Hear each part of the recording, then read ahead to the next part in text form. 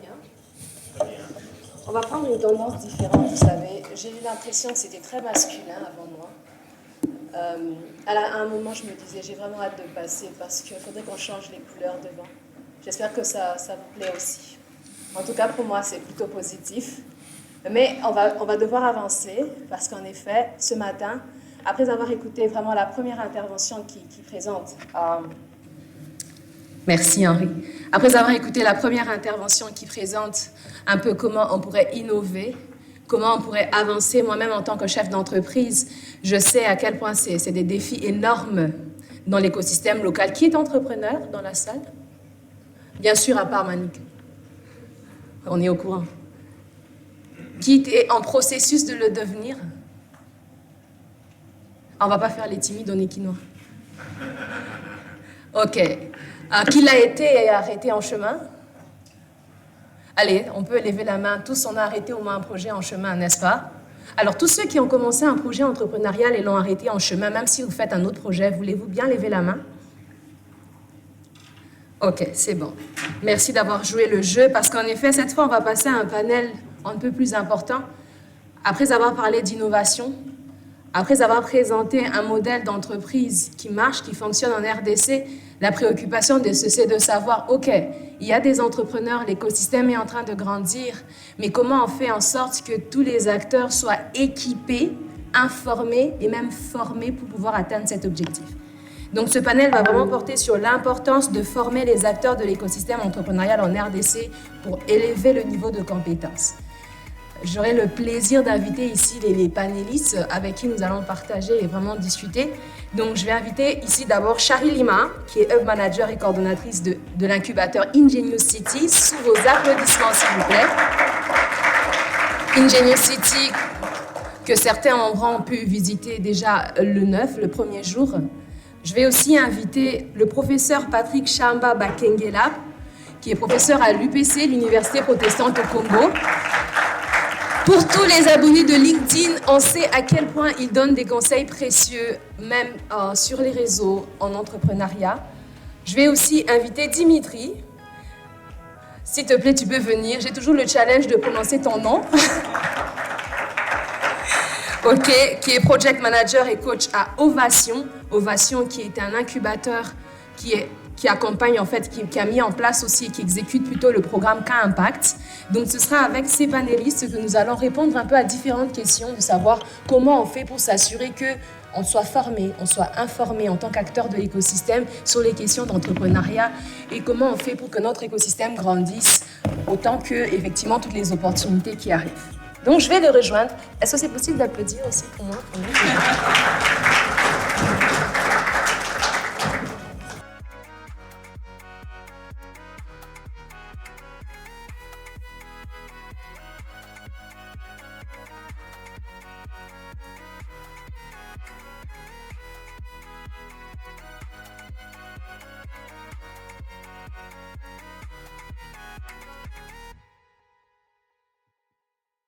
OK. Donc, j'ai fait certes des brèves présentations, mais je pense qu'on va quand même, durant les échanges, entrer un peu plus en profondeur sur ce que vous faites comme travail. J'ai le plaisir de connaître toutes les personnes sur ce panel. Et donc, je demanderai vraiment à tous les acteurs ici présents d'être attentifs parce qu'il y aura pour tout le monde, il y aura vraiment pour les entrepreneurs, les accompagnateurs d'entrepreneurs, les investisseurs, tous ceux qui jouent un rôle dans l'écosystème. Et bien sûr, de préparer peut-être les questions à la fin s'il y en a. Sans plus tarder, je vais aller directement à la première question, vraiment. Rien que pour le premier trimestre de cette année 2024, certains le savent, d'autres pas. Donc de janvier à mars, il y a eu plus de 400 entrepreneurs formés dans différents incubateurs de la ville de Kinshasa. Et donc, c'est un grand nombre pour le premier trimestre seulement, n'est-ce pas? Mais alors, d'un côté, on a cette masse d'entrepreneurs qui est de plus en plus formée. De l'autre côté, il y a le challenge sur le marché, tel qu'on a quand même une grande concurrence des produits importés, des services importés et tout ce qui va avec. Alors, ma première question, vraiment pour tous les panélistes, c'est quels sont les défis en fait qu'on rencontre, même quand on accompagne ces entrepreneurs?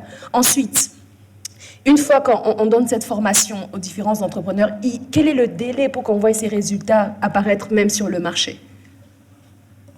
Alors, donc, si je peux commencer. Je pense qu'un des premiers défis auxquels on fait face quand on accompagne les entrepreneurs, c'est qu'on remarque très vite qu'il y a un manque d'informations. Les entrepreneurs ne sont pas au courant de beaucoup de choses, mais il y a aussi un manque de la culture de la recherche de l'information. C'est-à-dire que les entrepreneurs donc, ne prennent pas le temps de pouvoir aller chercher l'information parce que maintenant, avec Internet, l'information est assez disponible. De plus, il faut aussi remarquer qu'il y a une lacune dans le système éducatif actuel qui manque, qui est plus aussi tourné vers la formation d'employés plutôt que la formation d'entrepreneurs ou des formations beaucoup plus complètes en fait. Professeur, vous donnez cours, donc Oui. on vient d'attaquer le système éducatif. Exact. Quelqu'un peut se dire, mais qu'est-ce qu'un professeur vient faire ici? Est-ce qu'il va encore nous embêter avec des théories et des choses comme ça? Non, c'est vrai que j'enseigne à plusieurs cycles, mais j'enseigne aussi aux professionnels d'un certain niveau. Alors, si je reviens un peu sur les défis, je suis tout à fait d'accord qu'un des défis majeurs, c'est le manque d'information. Parfois, je me pose la question, comment est-ce qu'on peut se plaindre des opportunités qui sont là, mais qu'on ne sait pas chercher? Je pose la question à quelqu'un. Est-ce que vous avez les informations sur le code d'investissement en RDC? Il ne connaît même pas. Et il passe tout un temps à se plaindre. Voilà, c'est difficile, voilà, il y a ceci, il y a cela. Donc, tout à fait d'accord avec ça, mais un deuxième problème pour moi qui me semble important, heureusement que maintenant il y a plusieurs types de formations, c'est aussi un peu le mimétisme entrepreneurial. Le mimétisme entrepreneurial, c'est le copier-coller. C'est-à-dire, qu'est-ce qui marche bien? Maintenant, telle chose marche bien, on veut dire, parce que ça marche bien, je vais simplement essayer de copier et de coller. Et ce qui manque à ce niveau-là, c'est, je reviens même à ce qui était dit avant, c'est cette capacité j'ai envie même de dire, d'oser penser différemment.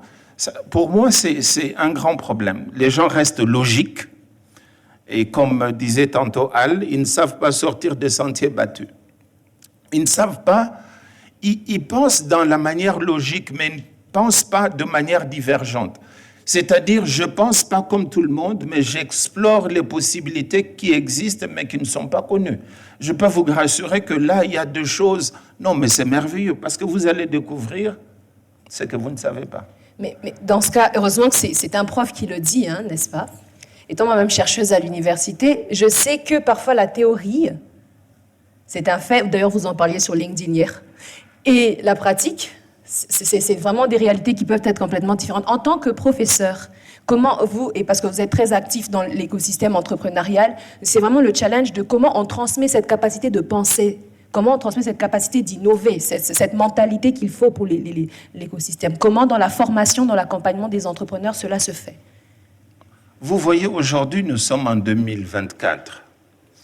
Et si on recule il y a 10 ans passés, il y a des choses que nous avons aujourd'hui qui n'existaient pas il y a 10 ans.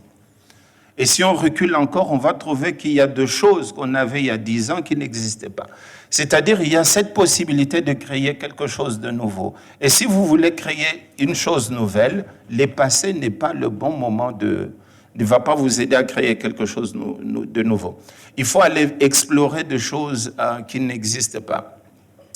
Alors, c'est vrai que parfois, je donne cet exemple d'un monsieur qui dit que, voilà, si vous... Il y a aux États-Unis la dinde qu'on utilise pour le Thanksgiving et que les propriétaires de la dinde nourrissent la dinde tout le jour jusqu'au jour où la dinde finit par comprendre que le propriétaire est bienveillant chez moi. Sans savoir qu'il y aura un jour, ça serait la Thanksgiving, et c'est le jour où finalement le propriétaire va utiliser la dinde pour manger pour le Thanksgiving. Vos échecs d'hier, ça n'a rien à voir avec l'avenir. Non, moi j'ai dit aux gens, si vous me regardez aujourd'hui et vous vous moquez de moi en disant « Ah voilà, il n'a pas réussi », c'est votre problème, je vous laisse. J'ai envie de dire en mauvais français, je ne suis pas là-bas, c'est du mauvais français. Parce que ça dépend de quelle vision vous avez, où est-ce que vous allez. Et je peux vous dire que plus vous apprenez, plus vous ouvrez les horizons, plus vous pouvez découvrir des choses nouvelles. Euh, je suis redevenu étudiant. Je vois ça. Non, en réalité, maintenant, je suis en train de faire un autre programme. Je suis étudiant actuellement. J'ai fini un, j'ai commencé un nouveau. Voilà. Ce que je veux simplement dire, c'est que votre manière de penser, elle est importante. Et beaucoup de gens n'arrivent pas à bien penser parce qu'ils sont entourés avec les gens qui limitent leur manière de penser. Et ça, c'est un gros problème. Parce que quelqu'un, il veut oser faire quelque chose de nouveau. Quelqu'un va dire, mais tu veux nous montrer quoi? Ton grand-père a échoué. Ton père a échoué. Toi, maintenant, tu veux nous montrer quoi? On dit, reste comme tout le monde. N'ose pas, ne fais pas, etc. Et pourtant, l'avenir, c'est dans ce qu'on ne connaît pas. Aujourd'hui, il y a des possibilités extraordinaires. Et la connaissance n'est pas qu'à l'université, parce qu'il faut toujours faire une différence entre ce qu'on enseigne et ce qu'on apprend. Parce que même lorsqu'on enseigne, tout le monde n'arrive pas à comprendre la même chose. Mais ce qui est plus important, c'est ce qu'on apprend. Et si on remarque que 24 heures après, on a presque 70% de tout ce qu'on a dit, les gens vont oublier. Et si vous restez encore une semaine après, on peut aller jusqu'à 80%. Un mois après, on ne gardera peut-être que 10%. Et donc, si on n'a pas un système qui permet d'avoir la volonté d'apprendre et d'avancer, ça restera vraiment un vrai problème. Ok, donc ce serait plutôt de vraiment établir un système qui... Bon, bref, on va revenir de toutes les façons, professeur. Je vous prierai de passer le micro à Dimitri. Dimitri qui est aussi coach, à Ovation, qui a d'ailleurs accompagné de nombreux entrepreneurs dans le cadre du programme K-Impact ici à Kinshasa et même à l'intérieur du pays, Lubumbashi, par exemple. Donc, Dimitri, à ton avis, s'il te plaît, quels sont les défis, en fait, vraiment qu'il y a dans l'accompagnement des entrepreneurs ?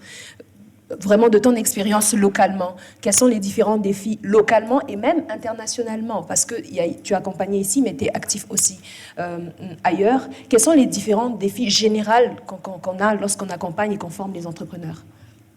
Merci. Beaucoup de choses ont déjà été dites par mes collègues ici sur place.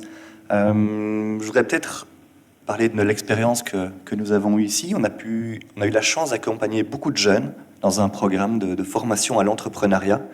Et ce sont énormément de jeunes qui nous ont épatés par leur résilience, leur volonté de vouloir s'en sortir, de créer un projet. On remarque que beaucoup ont cette énergie, cette envie, mais ne savent pas par où commencer. Il y a peut-être un souci de formation, ou de formation qui n'est pas adéquate avec le marché actuellement, comme on l'a vu. Le marché évolue, les tendances évoluent, et il faut suivre ça. On a aussi identifié un manque de formation à l'entrepreneuriat et à la gestion d'entreprise. Savoir comment gérer son budget, savoir gérer des ressources humaines, comment établir un business plan, et tout ça de manière relativement simple plutôt que des complications. On a aussi identifié un manque de mentors, de rôle modèle que la population congolaises, majoritairement ceux qu'on a accompagnés, pourraient s'identifier. Peut-être qu'ils n'osent pas, les personnes qui ont réussi n'osent peut-être pas se montrer, etc. Et donc plutôt de ce manque de cohésion, de communication indirectement entre ces réussites et ces jeunes entrepreneurs qui veulent s'en sortir dans leur projet. Merci Dimitri. Et Chari, sur ce point du mentorat, en fait, beaucoup d'entrepreneurs cherchent aussi des mentors et beaucoup d'incubateurs cherchent des mentors pour des entrepreneurs. Il y a plusieurs acteurs de l'écosystème ici présents qui n'osent pas nécessairement répondre à cet appel-là. Veux-tu bien expliquer le challenge qu'il y a et pourquoi ce serait important de rejoindre cette équipe? Alors effectivement, on a un challenge à trouver des mentors, mais surtout des mentors qui sont engagés sur le long terme, parce qu'on fait quand même des programmes qui durent un certain temps. Effectivement, on sait aussi que Kinshasa est une ville qui est un peu problématique à cause des embouteillages, se déplacer n'est pas évident, et que beaucoup de gens ont un agenda chargé. Donc, pour résoudre ça déjà de notre côté, donc on fait souvent appel à des mentors, on a constitué une liste de mentors, et donc on essaye d'être flexible et d'aller sur de l'hybride pour aider à ça. Mais effectivement, la relation de mentorat, c'est une relation de confiance et faire le matching entre le mentor et l'entrepreneur n'est pas toujours évident. Et comme j'ai expliqué tout à l'heure, je parlais des lacunes du système éducatif. Des fois, il y a aussi un gros gap entre les mentors qu'on peut trouver dans l'écosystème, qui sont en général des corporates ou des entrepreneurs, et les entrepreneurs que nous, on accompagne. Donc, ce sont un peu les défis auxquels on fait face. Trouver des mentors, c'est vrai, mais établir un matching qui est pertinent et qui peut servir aux deux, parce que la relation de mentorat, c'est pas une relation dans un seul sens. C'est une relation qui est bilatérale, et donc aussi pouvoir que les mentors puissent s'engager sur le long terme. Vraiment toujours pour toi, est-ce que ces mentors sont formés? Est-ce qu'il y a aussi un besoin de formation des mentors dans l'écosystème local pour accompagner les entrepreneurs? Ou bien c'est plutôt bon jusque-là? Non, je pense qu'effectivement, il y a toujours un besoin de formation des entrepreneurs pour qu'ils puissent aussi comprendre... Des mentors. Des mentors, effectivement, pour qu'ils puissent comprendre l'écosystème dans lequel on évolue. Et des fois, comme j'expliquais, le matching dont je parlais, des fois, ils sont très exigeants envers les entrepreneurs sans prendre en compte le contexte et le background de l'entrepreneur. Donc, ce sont des choses sur lesquelles, effectivement, il faut travailler. Et je pense que former des mentors, ce serait important parce que, de plus en plus, l'écosystème en a besoin. Comme je disais hier, il y a de plus en plus de demandes des entrepreneurs. Tu as parlé de 400. Effectivement, nous, on a lancé un appel à candidature en début d'année. On a 35 places. On a eu 1075 candidats. Donc, ça veut dire que la demande, elle grandit de plus en plus. Il y a des territoires où il n'y a pas encore de programme, mais qui sont en recherche. Donc, il y aura aussi un besoin de mentors parce que les entrepreneurs ont toujours besoin d'être accompagnés et de pouvoir être guidés, que des mentors puissent partager leur expérience, mais aussi leur réseau. Voilà. Donc, pour moi, c'est plutôt ça. Donc, d'un côté, il y a effectivement des mentors, mais vraiment à tous ceux qui sont mentors dans la salle, effectivement, c'est de comprendre, d'accompagner les entrepreneurs en tenant compte de la réalité locale. Mais aussi, il y a tous ceux qui soutiennent en donnant des fonds pour les différents programmes et formations d'entrepreneurs. C'est peut-être de créer des programmes pour mentors d'entrepreneurs et pas que pour entrepreneurs eux-mêmes. Qu'est-ce que tu en penses? Oui, effectivement, c'est vrai qu'on parle des mentors. On pourrait aussi parler des investisseurs. D'un autre côté, des investisseurs de pré-amorçage, comme on appelle ça, les business angels. Donc, je sais que dans le cadre d'Orange Corner, on a organisé une formation pour des business angels dans la capitale, parce qu'il y a aussi ce besoin-là. On nous demande très souvent, quelles sont vos success stories? Mais ces jeunes entrepreneurs, on sait que normalement, pour se financer en tout début, c'est de l'autofinancement ou de la love money, ce qui n'existe pas pour la majorité des entrepreneurs qu'on accompagne. Donc, on leur demande de faire de l'argent, mais à partir de presque rien. Et donc, effectivement, les success stories, ça prend du temps. Mais s'il y avait justement ces investisseurs et ces mentors qui sont prêts à s'engager pour aider les entrepreneurs à se développer, ça faciliterait aussi le travail de l'écosystème. Professeur, selon vous, quelles sont les formations qui sont prioritaires en ce moment? L'écosystème à Kinshasa, en tout cas en RDC, est en train de grandir. On le voit, c'est pour ça qu'on est ici à Silicon Village et qu'on a eu cet événement hier. Mais maintenant, à différents stades, chaque écosystème a besoin de différentes choses, n'est-ce pas? Mais et actuellement, selon vous, professeur, quelles sont les différentes formations prioritaires pour les entrepreneurs de l'écosystème local? Alors, si je commence par la première formation, c'est notamment cette idée où les gens pensent que pour entreprendre, il faut beaucoup de moyens. Alors, je sais que dans certains endroits, on enseigne ça. Par exemple, aller faire une formation sur la Lean Startup. Comment, avec peu, je peux faire plus? C'est quelque chose de très simple. C'est-à-dire, entreprendre, c'est résoudre un problème. Et je me dis que s'il y a autant de problèmes, ce sont autant d'opportunités. Et regardez, la plupart des technologies qui sont sophistiquées aujourd'hui, au départ, c'est quelque chose de simple. Et au moment où j'arrive à répondre à un besoin réel, quelqu'un est prêt à payer. Parce que la vraie question, c'est de dire, pourquoi est-ce que quelqu'un doit prendre l'argent dans sa poche, il peut payer? Si j'arrive à résoudre une peine qui est très importante, c'est-à-dire il est coincé dans quelque chose, etc., il ne sait pas comment aller, et je lui dis, je suis votre solution. Il va payer. Il va payer. Donc, aller dans ce type de formation, comprendre qu'avec peu, on peut faire quelque chose. On n'a pas besoin de millions pour commencer. On a besoin de problèmes. Lean Startup, ça permet de faire ça. Voilà, on commence avec un peu son idée, comment je crée de la valeur, etc. Deuxième type de formation, pour moi, qui semble aussi être assez importante, c'est le problème de mimétisme, c'est que tout le monde fait la même chose. Et plus vous êtes nombreux à faire la même chose, plus la concurrence elle est dense, plus elle est dense, vous êtes coincés. Et ça va faire qu'à un certain moment, vous risquez d'aller en faillite. Donc, comment est-ce que, par exemple, j'ai fait pour que je puisse avoir l'avantage concurrentiel, plus que, oh, je commence à utiliser des termes, comment je peux faire mieux que mes concurrents? Je prends toujours cet exemple, je dis, mais si j'ai ma petite boutique du coin dans mon quartier, qu'est-ce que je fais pour que tout le monde dans mon quartier vienne acheter chez moi? Et ça, c'est des choses simples. Parce que le client n'est pas bête, il réfléchit. Il n'achète pas quelque chose parce que vous dites « Ah, c'est merveilleux, c'est intéressant ». Il ne va pas acheter. Il achètera si c'est que vous répondez à un vrai besoin. Et ça, la stratégie va vous aider à créer ça. Voilà, moi, est-ce que je fais comme tout le monde? Non, moi, je veux être très différencié.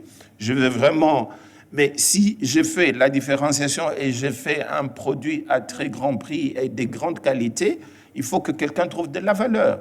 Ou je dis, bon, moi, je veux faire quelque chose de très, très basse qualité à un prix très, très bas. Comment je me différencie, moi et mes concurrents? Donc, je crois qu'il y a plein de pistes de choses à étudier, mais pour moi, si je me résume, la première piste, ça serait cette idée de dire qu'il faut beaucoup d'argent. Vous collectez autant d'argent, et si votre produit n'arrive pas à résoudre un problème, c'est un problème. La stratégie, elle est importante aussi. Comment me positionner par rapport à mes concurrents? Ce n'est pas simplement pour les startups, mais les grandes entreprises. La stratégie, elle est importante. Et peut-être je termine ici par dire aussi la créativité, c'est important. C'est si je me différencie, comment je fais, pas comme les autres, je vous crée de la valeur et vous serez vraiment convaincu. Moi, je ferme ma bouche, vous ouvrez la bouche à ma place en disant « Allez là-bas, c'est bon, allez ». Mais il y a une manière de le faire et d'apprendre à le faire. En rebondissant sur ce que le professeur dit, combien, s'il vous plaît, dans la salle, avez-vous eu des difficultés à commencer un projet par manque de financement?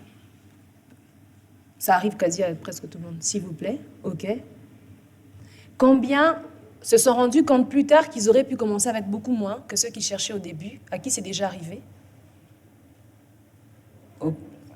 OK. Combien auraient besoin de cette formation de OK, comment je commence sans argent, même si je me demande si c'est possible? Combien? Il y a des personnes qui lèvent la main à aucune question. J'espère que je vais trouver la bonne pour vous faire venir avec nous, surtout celles qui sont sur leur laptop. J'espère vraiment que ce sera très pertinent. En fait, j'en ai vu une qui nous a regardé. Vous allez bien, j'espère. Génial. Donc, la dernière question, c'est combien ont déjà participé à une formation qui leur a permis de commencer même sans les fonds que vous vouliez avoir au départ? Qui, grâce à une formation, a pu commencer même sans les fonds? Ah, on a au moins une personne, donc c'est-à-dire que c'est possible, n'est-ce pas? Merci. Alors, pour vraiment rester encore dans le contexte et avoir une suite logique, le professeur parlait de Lean Startup, Dimitri, et s'il y a bel et bien une chose que Ovation a réussi à faire, notamment dans le programme K-Impact ici à Kinshasa, c'est de prendre cet outil Lean Startup international et de l'adapter au contexte local. Est-ce que tu peux nous parler de cette expérience et quels sont les différents modèles qui pourraient être inspirés en fait, de ce qui se passe ailleurs et qui pourraient être adaptés au contexte local? Oui. Je voulais juste rebondir encore juste sur ce qui a été dit avant. D'accord. Je pense qu'en plus des formations, et surtout pour se différencier de la masse et de ce système de mimétisme, je pense que l'apprentissage de l'innovation pourrait être quelque chose d'important. L'innovation n'est pas que technologique ou digitale. L'innovation peut se mettre à tout niveau de production et dans tous les projets. Et l'autre petite formation qui peut être utile pour la majorité de ces jeunes entrepreneurs, ce sont de développer leurs compétences personnelles, du développement personnel et de tout ce qui est soft skills. Donc d'apprendre une langue, d'apprendre à parler en public, d'apprendre à réseauter et de s'instruire sur différents secteurs que le leur. Voilà pour clôturer cette... Voilà, et la gestion du temps. Pour revenir sur la méthodologie Lean Startup, quelqu'un connaît cette méthodologie parmi vous? Qui ont déjà entendu parler de la méthodologie Lean Startup? Sauf toi, Laurent, bien sûr. Ok, c'est bon. Ok, oui, il y en a quand même. En résumé, comme le professeur vient d'expliquer, c'est une méthodologie qui part d'un problème. S'il n'y a pas de problème, votre solution ne servira à rien et vous n'arriverez pas à la vendre. C'est une méthodologie ensuite qui est relativement simple du fait qu'on parle de Canva. Donc au lieu de faire des business plans de 22 pages avec des tableaux Excel, c'est une image avec différentes cases qui englobent tous les différents paramètres de votre business. Et cette méthodologie aussi encourage à passer directement à l'action. Si on vous garde tous ici dans cette salle pendant 1 mois, on va tous développer notre projet entrepreneurial. On est sûr que ça va être le meilleur projet du monde.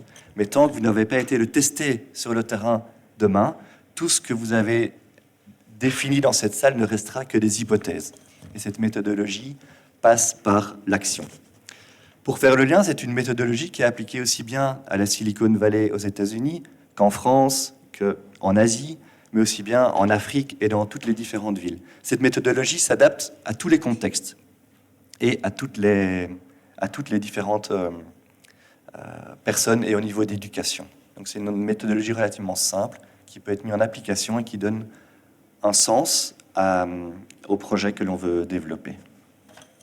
Est-ce qu'il y a d'autres éléments, d'autres inspirations, d'autres éléments et même formations qui se donnent sur le plan international, des outils, des méthodes, que après ton expérience ici, dans l'écosystème local, tu penses qu'ils peuvent aussi être adaptés à l'écosystème local et transmis aux entrepreneurs? Oui, je n'ai pas d'exemple en tête, mais je pense que on peut s'inspirer de ce qui se passe ailleurs et de le transposer ici, localement. Il faut s'entourer des bonnes personnes localement, qui ont donc cette compétence et la connaissance du public cible qu'ils vont viser.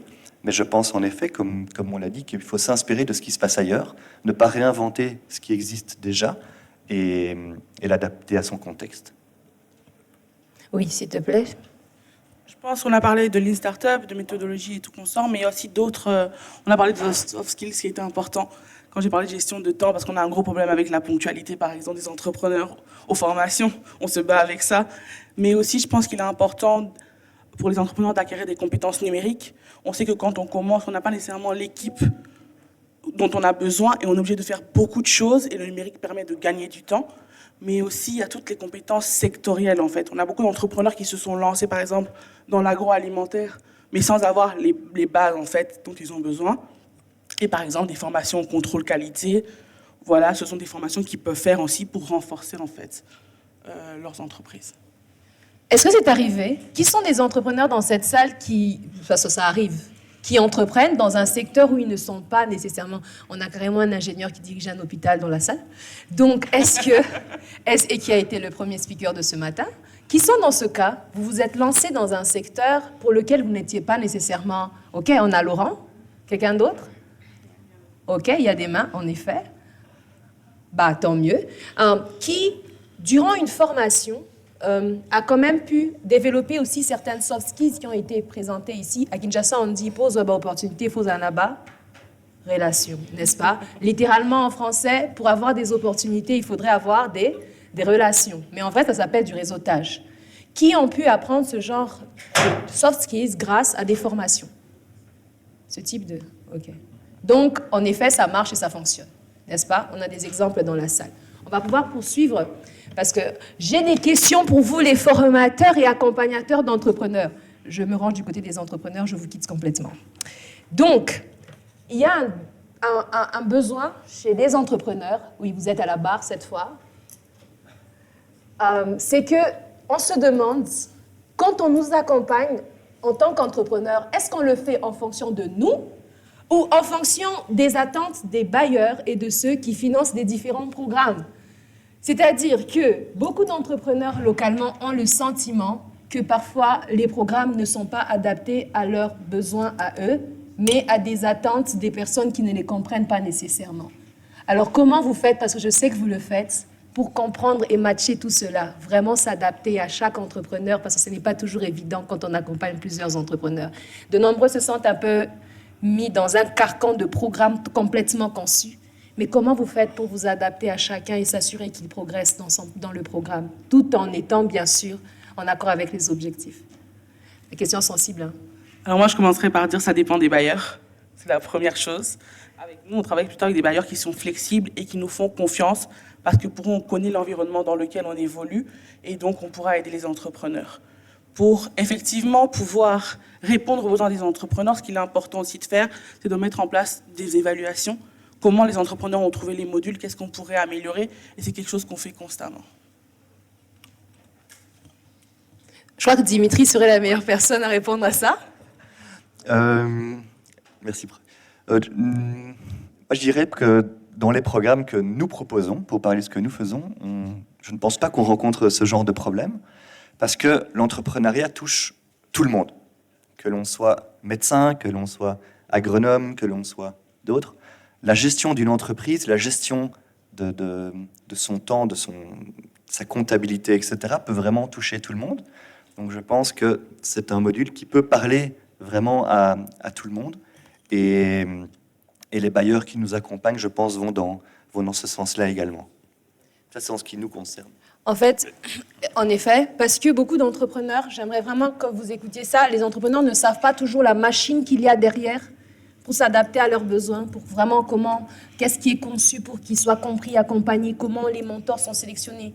Pour chacun, comment parfois les accompagnateurs passent des heures pour s'assurer que les modules matchent et tout ça. Donc eux, ils sont juste ils vous voient venir et donner des sessions. Est-ce que c'est possible de parler de cet aspect des choses méconnues complètement? Quelqu'un voudrait? Chari? S'il te plaît, Chari. En fait, la construction de programmes, ça prend énormément de temps et il y a énormément de facteurs qui sont analysés. Comme on a expliqué, on se base déjà sur le système éducatif et sur notre expérience, parce qu'on a déjà accompagné les entrepreneurs. De quoi est-ce que les entrepreneurs auraient besoin pour arriver à se développer? Pourquoi, par exemple, la méthode Lean? C'est parce que très souvent, beaucoup de gens demandent aux entrepreneurs de faire un business plan. Un business plan, c'est quelque chose qu'on écrit et qui n'est pas facile à modifier. D'où, par exemple, l'utilisation de cette méthode-là. En 9 cases, vous pouvez mettre tout ce qui concerne les points les plus importants de votre entreprise. Et quand vous allez sur le marché et que vous avez une réponse, vous pouvez facilement modifier. Donc, en fait, les choix ne sont pas faits de manière anodine quand on accompagne. On essaye vraiment de construire des programmes pour pouvoir répondre. Et aussi, très souvent, on a un timing dans nos programmes. Le bailleur nous dit des programmes de 6 mois, des programmes de 9 mois, des programmes de 4 mois. Il faut aussi construire et prendre en compte ce timing-là et donc aller vers les outils les plus faciles, mais qui permettent en fait, on apprend c'est vrai de la théorie, mais des outils qui permettent aux entrepreneurs de toujours mettre en pratique en fait ce qu'ils apprennent. Chari, un dernier mot de la fin à tous les acteurs de l'écosystème, vraiment. Moi, je dirais, on a travaillé ensemble, comme j'ai parlé hier de co-création.